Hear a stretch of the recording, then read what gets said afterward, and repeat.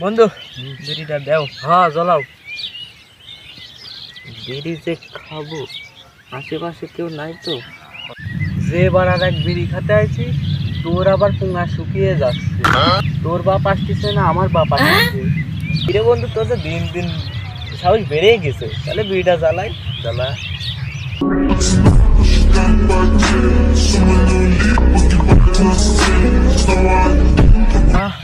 বন্ধু সেই চাই।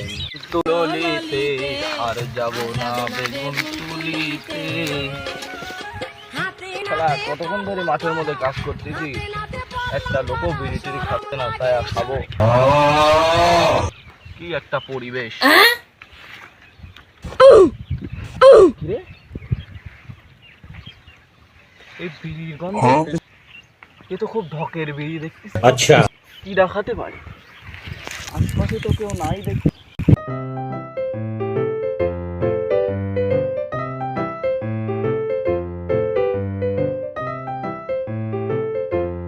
শ্যান তো আছে, হাজার কাকার দোকানের বিড়ি। হ্যাঁ, তিনটি কিনেছিলাম, এখন দুইটা খেয়েছি। ভাবলাম বন্ধু আছে, বন্ধুর সাথে যে একটা বসতেই খাইয়ে, ওই জন্যই তোর সাথে করে আসলাম। এলাকায় খালে আব্বারা দেখি ফেলবে না, এই জন্য মাঠে আসলাম। ঢকের বিড়ি মনে হচ্ছে। ধকে রে, একাই তো টানি যাচ্ছিস, বিড়ি দে। দাঁড়া দাঁড়া, দে বিড়ি দে। লে লে দে কো লে। কো খুব ঢকের কো বিড়ি দে। আমি বিড়িটা দিলাম।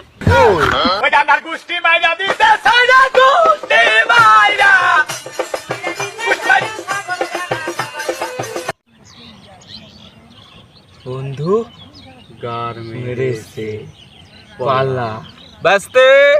দাঁড়া দাঁড়া, টকের বিড়ি তোলা পানি কোনে?